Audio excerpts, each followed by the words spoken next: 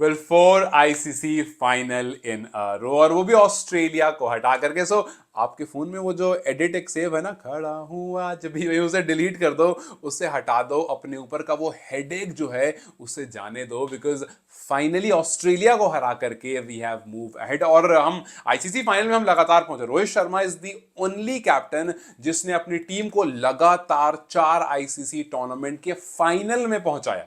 आप WTC का final देख लो, आप ओडीआई वर्ल्ड कप का फाइनल देख लो, आप T20 वर्ल्ड कप का फाइनल देख लो, और उसके बाद आप चैंपियंस ट्रॉफी का फाइनल देखो। यस, हम विराट कोहली के बारे में डेफिनेटली बात करेंगे, बिकॉज चेज मास्टर। यार ओडीआई में विराट कोहली जवाब नहीं यार। मतलब ऐसा लगता है कि जब वो टेस्ट खेल रहे हो, कोई उनको कह दे कि भैया ये ओडीआई ही है, ये लिमिटेड ओवर है, ये अनलिमिटेड ओवर नहीं है, वो प्रेशर हटाओ, उस तरह से खेलो। मतलब ये वाला विराट हम टेस्ट में मिस करें। अगर टेस्ट में आ गया ना भाई, WTC और फिर वो इंग्लैंड सीरीज जो आने वाली है और जो बीजीटी गया है, ये सब बराबर हुआ था। खैर विराट के बारे में बात करेंगे, लेकिन उससे पहले एक स्ट्रैटेजिक मूव जो रोहित शर्मा ने जो स्ट्रैटेजी बनाई, शायद आपने देखा हो, शायद आपने ना देखा हो, बट अगर उस पर एक बार आप ध्यान दोगे देन यू विल अंडरस्टैंड कि क्यों कप्तान को इतना ज्यादा अप्रिशिएट करना बनता है। एक छोटा सा इंस्टेंस, 21st सेंचुरी में, मतलब 21st सेंचुरी जो अभी चल रही, मैं 1-2 साल की बात नहीं कर रहा, पूरी सेंचुरी की बात कर रहा हूं।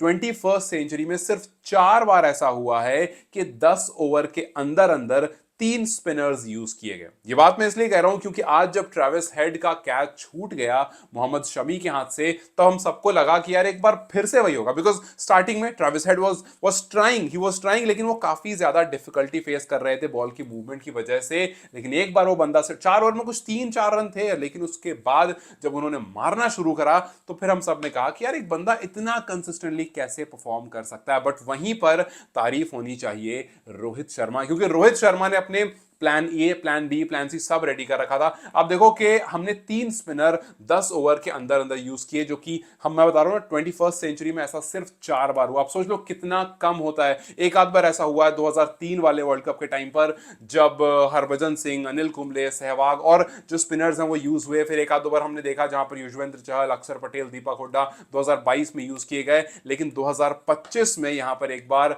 कुलदीप यादव को लाया गया, उनको इस्तेमाल किया गया। वहां पर लगा कि यार कुलदीप की ना बॉल पढ़ी जा रही है, तो फिर उसके बाद लाया गया वरुण चक्रवर्ती को, तुरंत वरुण को लाया गया और वरुण की पहली बॉल पर वो आउट हो गए। कुलदीप से काम नहीं बन रहा था, उन्होंने बोला नहीं यार वरुण को तुरंत लेके आओ। अक्षर को नहीं लाया, अक्षर को खास करके नहीं लाया, बिकॉज अक्षर इज समवन जो विकेट टू विकेट ज्यादा रखना बिलीव करता है, और उसको शायद ट्रेविस हेड थोड़ा सा कंपैरेटिवली बेहतर पड़ता। वहां पर वरुण को लाएगा। और एक दिन पहले अश्विन ने बोला था कि अगर मैं रहूंगा टीम में तो मैं सबसे पहले वरुण को ट्रेविस हेड के सामने रखूंगा। रोहित ने थोड़ा देर से रखा, लेकिन पहली बॉल पर ही वरुण ने कमाल कर दिया, और उसके बाद वो पीछे नहीं हटे। ऐसा नहीं कि ट्रेविस हेड आउट हो गया तो वहां रोक दिया, फिर अक्षर पटेल को भी लगा दिया। मतलब आपको पता है पिच स्लो है, आप अपने स्पिनर्स को इतना ज्यादा यूज कर रहे थे। अगर आपने ऑस्ट्रेलिया की बॉलिंग देखी तो वो उन्होंने बहुत देर तक दोनों एंड से स्पिनर्स नहीं लगाए थे। एक एंड से पेसर कर रहा था, एक एंड से स्पिनर कर रहा था, बट रोहित ने स्टार्टिंग में ही दोनों एंड से स्पिनर्स लगा दिए। जब हार्दिक को थोड़ा रन पड़ने शुरू हुए उन्होंने स्पिनर लगा दिए, और वो जो स्लो विकेट थी वो कहीं ना, हालांकि स्टीव स्मिथ चार्ज कर रहे थे, लाबुशान उतना रुक नहीं रहे थे, स्टीव स्मिथ लगातार चार्ज कर रहे थे, बट स्टिल रोहित ने कहा कि नहीं भैया ऐसे करते रहो, इवेंचुअली हमें मिलेगा रिजल्ट। रिजल्ट मिला भी। थोड़ा आगे जाने के बाद शमी आए, शमी ने फिर स्टीव स्मिथ का विकेट ले लिया, और जो है पूरा किस्सा जो है वो खत्म कर दिया। सो जिस तरह से बॉलिंग रोटेशन हुआ, आपको उसकी तारीफ जरूर करनी पड़ेगी। और चक्रवर्ती तो भाई इनको लाइफ टाइम अचीवमेंट अवार्ड दे दो, बिकॉज आज हेडेक को माइग्रेन बनने से वरुण चक्रवर्ती ने ही रोका है। खैर इंडिया चैंपियंस ट्रॉफी 2013 के सेमीफाइनल, 2013 के फाइनल में पहुंचा, 2017 के फाइनल में पहुंचा, 2025 के फाइनल में पहुंचा। सो 3 कंसेक्यूटिव चैंपियंस ट्रॉफी का फाइनल,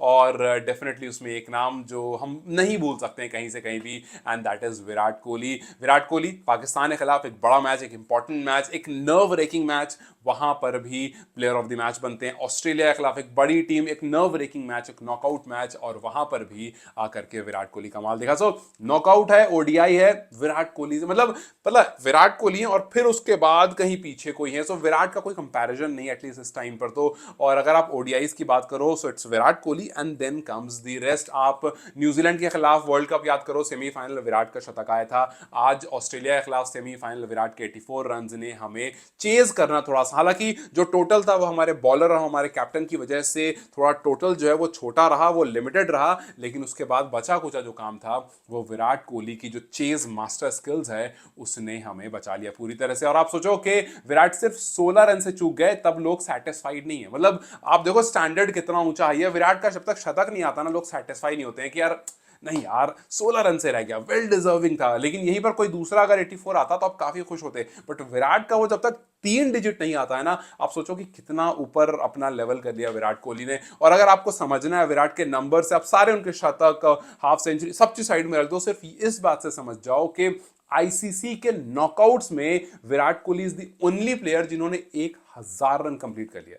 मैं आईसीसी की बात नहीं कर रहा, मैं आईसीसी के नॉकआउट्स की बात कर रहा हूं, मतलब सेमीफाइनल और फाइनल। आप सोचो कि कितने आईसीसी के नॉकआउट्स खेले हैं विराट कोहली ने, और उन सबको अगर आप मिला दो तो 1000 रन कंप्लीट करने वाला एक लौता आदमी है। नॉकआउट में कितना प्रेशर होता है, लेकिन विराट कोहली के लिए कोई भी प्रेशर नहीं होता। और सिर्फ इतना ही नहीं, विराट कोहली के पास इस टाइम पर सबसे ज्यादा 50+ स्कोर है आईसीसी टूर्नामेंट में। उन्होंने सचिन तेंदुलकर को पीछे छोड़ दिया इस चीज में भी। वो आप 2013 चैंपियंस ट्रॉफी सेमीफाइनल वहां 50 लगाई, 2017 चैंपियंस ट्रॉफी सेमीफाइनल वहां 50 लगाई, 2025 चैंपियंस ट्रॉफी सेमीफाइनल वहां 50 लगाई। आईसीसी है, आईसीसी का नॉकआउट है, विराट कोहली है, वो रन्स करके ही आपको देते हैं और वहां पर आपको थोड़ा सा सिक्योरिटी दे देते हैं। और आप सोचो कि एक बंदा जिसने 289 ओडीआई इनिंग्स खेली हैं, उस 289 में 125 50+ स्कोर है। लगभग 290 इनिंग में अगर आपके पास 125 50+ स्कोर है, ये डिफाइन करता है कि कितना ज्यादा कंसिस्टेंट और क्यों इतना ज्यादा उन पर रिलाई किया था। आपको याद होगा कि जब इंडिया ओडीआई वर्ल्ड कप हारा था, उस टाइम पर पैट कमिंस ने एक बात कही थी कि जब विराट बैटिंग करने आए तो हमें लगा था कि इट जस्ट अनदर डे, जब विराट कोहली आएंगे, सेंचुरी लगाएंगे और टीम को उस पोजीशन से बचा करके लेकर चले जाएंगे, एक अच्छा टोटल हमारे सामने रख देंगे। बट वहां पर वो आउट हुए, फिर लगा कि नहीं यार अब हम बच गए। सो इवन ऑपोजिशन को पता है कि अगर ओडीआई चल रहा है और विराट के बैट से धीरे धीरे रन आने शुरू हो गए, सो वही होगा कि विराट धीरे धीरे करके सेंचुरी लगा देंगे और टीम को एक अच्छी सिचुएशन में ले जाकर खड़ा कर देंगे। सो विराट कोहली, मतलब एवरीथिंग दैट यू से और दैट यू बिलीव या दैट यू होप, अगर आपको अपने आप को किसी पर रेसिप्रोकेट करना है तो जय शाह को एक बार देख लिया करो। जय शाह जिस तरह से मतलब विराट कोहली को जब वो प्राइज दे रहे हो, मतलब जिस तरह से वो विराट कोहली को देखते हैं ना, वो एकदम ऐसा लगता है कि कोई पीछे से बैकग्राउंड म्यूजिक लगा दो और विराट कोहली और जय शाह को खड़ा कर दो। इनफैक्ट कोई भी फैन अगर विराट के सामने जाएगा तो शायद वही मूवमेंट होगा कि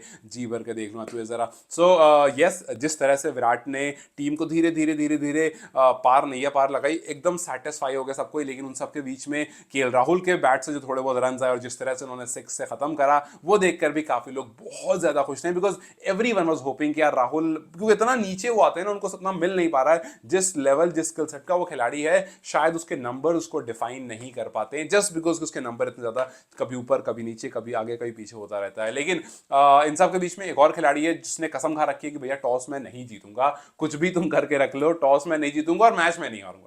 आईसीसी इवेंट्स में आप देखो कि लगातार पिछले 23 मैचों में सिर्फ एक मैच हारे हैं हम रोहित शर्मा की कप्तानी में, लेकिन पिछले 14 ओडीआईज में हम एक भी टॉस नहीं जीते हैं। मतलब इस ये अगर आप प्रोबेबिलिटी भी निकालते हो तो आई डोंट नो कि कितनी प्रोबेबिलिटी निकलेगी कि एक इंसान 14 बार टॉस करता है और 14 के 14 बार वो हारता है। ये हम मैथ्स पढ़ा करते थे, उसमें होता था कि टॉस कॉइन कर रहे हैं, अगर हमने 10 बार टॉस कॉइन करा तो कितनी बार प्रोबेबिलिटी होगी जो आएगी। हर बार कुछ ना कुछ प्रोबेबिलिटी होती थी, लेकिन अगर रोहित शर्मा टॉस कर रहे हैं तो वहां पर 0 हो गई, बिकॉज 14 बार टॉस किया भाई बंदे ने और 14 का 14 बार वो ओडीआई में टॉस हार गए हैं। बट रिजल्ट जो है वो हमारे फेवर में आता, which is a good thing. So let's just hope कि जिस तरह से हमने आईसीसी T20 वर्ल्ड कप में जो परफॉर्मेंस दी और रिजल्ट अपने फेवर में करा और रोहित शर्मा के हाथ में एक आईसीसी ट्रॉफी आई, कुछ उसी तरह से ओडीआई मतलब चैंपियंस ट्रॉफी में भी एक ट्रॉफी जो हमारा इंतजार कर रही है वो हमारे पास आ जाए। बिकॉज फाइनल अच्छी बात है, बट जीतना उससे ज़्यादा अच्छी बात है। संडे को दुबई में चैंपियंस ट्रॉफी का फाइनल खेला जाएगा, किससे खेला जाएगा ये हमें कल पता चलेगा जब साउथ अफ्रीका और न्यूजीलैंड का सेमीफाइनल होगा, और फिर उसके बाद विल गेट टू नो कि हम किससे खेलने वाले हैं। So till then let's see what happens in tomorrow's match और कौन हमारे साथ खेल रहा होता है। आपको क्या लगता है, न्यूजीलैंड ज़्यादा बेहतर होगा या साउथ अफ्रीका? हम किसके सामने ज़्यादा स्ट्रॉन्ग हो सकते हैं चैंपियंस ट्रॉफी के फाइनल में? Do let me comment section. Then you guys take care, I will see you very soon.